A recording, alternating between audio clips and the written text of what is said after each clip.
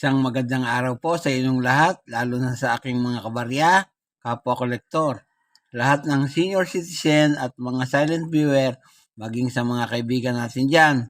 Magandang araw po. Meron po tayong coins dito ngayon. Ang 5 cent na tinatawag nilang Jefferson Nickel. Isa na naman pong commemorative issue ng Lewis and Clark Expedition, Westward Journey at Ocean View. Yan po ang topic na ating pag-uusapan ngayon. Pagkatapos lang po ng aking maiksing intro.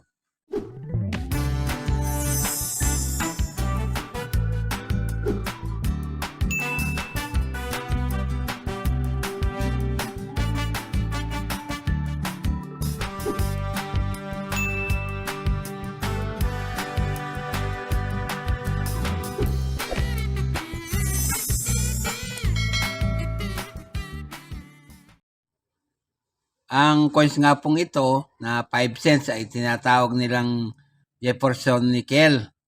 Commemorative issue na naman po ito ng Lewis and Clark Expedition, Westward Journey at Ocean View. Yan po. Sa harapang bahagi po ay makikita natin ang portrait ni Thomas Jefferson na nakaharap sa kanan. Ang pangatlong Pangulo ng United States of America. Nanungkulan siya magbuhat 1801 hanggang 1809. Yan po. Sa itaas, mababasa natin ang salitang In God We Trust.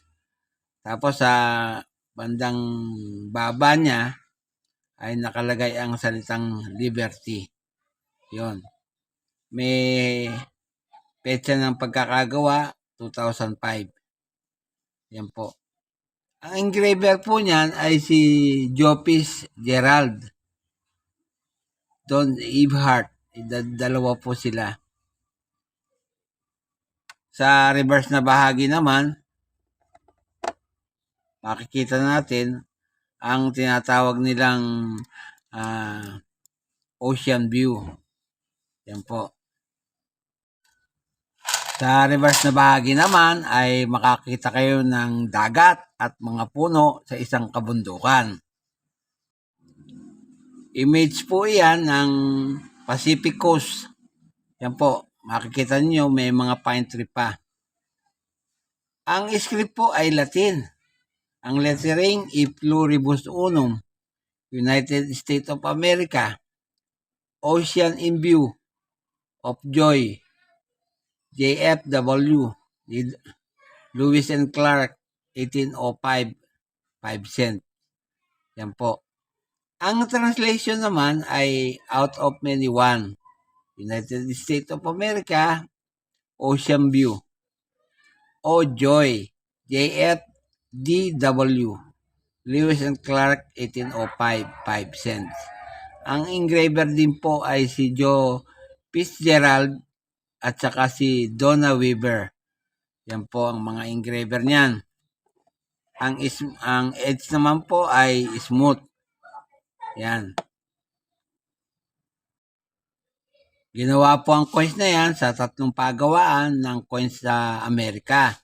Ang una po ay sa Denver, sa United States of America. Nagpapagawa sila ng coins doon magbuhat 1906 hanggang sa kasalukuyan.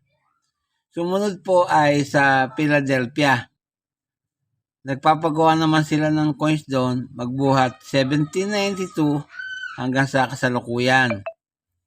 Sumunod ay sa San Francisco. Nagpapagawa naman po sila ng coins doon magbuhat 1854 hanggang sa kasalukuyan. Yan nga pong coins na yan ay galing sa United States of America. Ang period ay Republic, magbuhat 1776 hanggang sa kasalukuyan. Circulating commemorative coins po yan. Ang taon 2005. Ang value 5 cents. Kung itutumbas natin sa Philippine peso, nagkakahalaga po yan ng 2 pesos 88 centavos. Yan po, ang currency po nila, dollar, hanggang 1785 hanggang sa kasalukuyan. Ang composition po niyan ay copper nickel, tumitimbang ng 5 grams. May diameter po na 21.21 mm at kapal na 1.95 mm. Yan. Milled ang technique na ginamit at coin alignment ang orientation. Dito po sa numista, may number po yan na N number 49 at reference number na KM number 369, SKU number 369. Dito po sa numista ay may mga presyo na po. Yung pong gawa ng Denver na ganyang klase ng coin, ang good po niyan at saka yung very good ay 3 pesos and 10 centavos. Ang fine po niyan ay 5 pesos. Yung very fine, 60 pesos. 16 pesos. Yung extra fine, 20 pesos. Yung along as uncirculated, 20 pesos din po. At yung uncirculated ay 31 pesos. Pero po yung tinatawag nilang sa tin finish na uncirculated ay 53 pesos. Yung gawa naman po ng Philadelphia, kapag good po ang pera ninyo, ang barya ninyo, 3 pesos and 10 centavos ang good niyan. Ang very good, 5 pesos and 60 centavos. Ang fine po ay 19 pesos. Ang very fine ay 20 pesos. Yung extra fine at saka yung almost uncirculated ay 22 pesos. Samantalang yung uncirculated, 27 pesos. At yung pong sa tin finish ng Philadelphia ay 55 pesos. Yung po namang sa gawa ng San Francisco, lalo na po yung proof points, nagkakahalaga po ng 160 pesos. Dito naman tayo sa pinagtitiwalaan nating numista. Nag-iisa lang po ang naging presyo dito.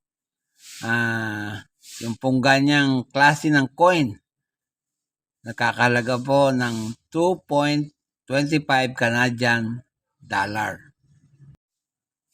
At bago po ako matapos sa aking content ngayong araw, ay nais ko lamang pong i-shoutout ang lahat ng aking kaibigan dito sa YT. Shoutout po kay Margie Andaya. Ma'am, shoutout po sa inyo. Shoutout kay Curico Kalandescopy. Shoutout kay JCS Coin and Collectibles. Shoutout po kay Shirley Bato. Shoutout kay Tita Vanessa Tablon.